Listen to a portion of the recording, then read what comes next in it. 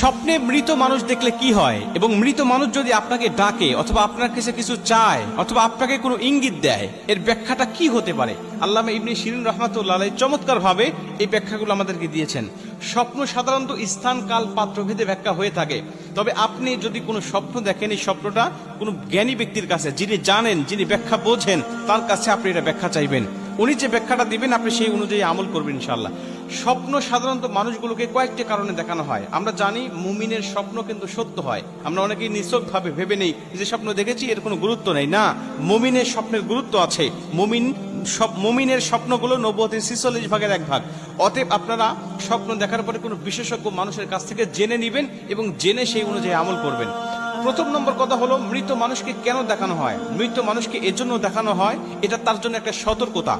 তিনি যে গতিতে চলতেছেন, তিনি যেভাবে তার লাইফটাকে এনজয় করছেন, যেভাবে তিনি পরিচালনা করছেন, হতে পারে এই গতির মধ্যে পরিবর্তন আনার জন্য আল্লাহ তাকে স্বপ্নটা দেখাচ্ছেন মৃত মানুষকে দিয়ে।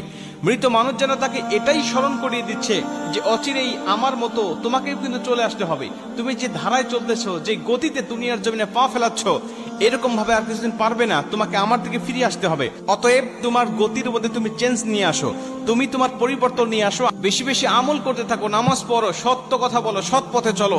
এই ইঙ্গিতটা প্রদান করার জন্য মৃত মানুষকে স্বপ্ন দেখানো হয়। এটা হলো প্রথম নম্বরে।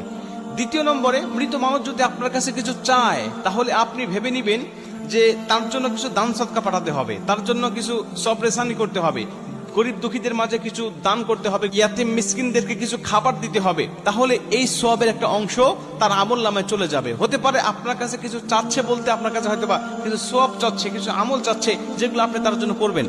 এজন্য মৃত মানুষকে স্বপ্ন দেখে যদি দেখেন যে কিছু চাচ্ছে, তাহলে আপনি তার জন্য দান সদকা করবেন, তার জন্য আপনি ভালো ভালো কাজ করবেন। এটা হতে পারে যে আল্লাহ আপনার এই আমলটা তার আমল নামে পৌঁছায় দিবে। আর যদি কবরের মধ্যে কষ্টে থাকে, দুঃখে থাকে, আল্লাহ পাক হয়তো বা আপনার এই আমলের উসিলায় তাকে মাফ করে দিতে পারে। 3 নম্বরে, যে মৃত্যু ব্যক্তিকে আপনি দেখতেছেন, যদি দেখেন যে তিনি খুব রাগান্বিত অবস্থায় আছে অথবা খুব কষ্টের মধ্যে আছে, তাহলে বুঝে নিন যে হয়তোবা সে আপনার কাছে এমন কিছু চাচ্ছে বা এমন কিছু নসিহত ওসিহত তিনি রেখে গেছেন যেগুলো এখনো পূর্ণ হয় নাই, অথবা এমন কোনো ঋণ রেখে গেছে যে ঋণটা হয়তো আপনি ইচ্ছা করলে পরিশোধ করতে পারেন কিন্তু করেন নাই, অথবা আপনার নিয়ারেস্ট কেউ এই ঋণটা তার উপরে পরিশোধ করার দায়িত্ব রয়েছে, আপনি ইচ্ছা করলে তাকে বলতে পারেন। এমন ইঙ্গিত হয়তো আপনাকে দিচ্ছে। আল্লামা ইবনে শিরিন রাহমাতুল্লাহ আলাইহি বলে, মৃত মানুষকে বিভিন্ন ধরনের মানুষগুলোকে দেখানো হয়, মানুষগুলোর সাথে সাক্ষাৎ করানো হয়, স্থান কাল পাত্র ভেদেই মূলত এর ব্যাখ্যাগুলো দেওয়া হয়।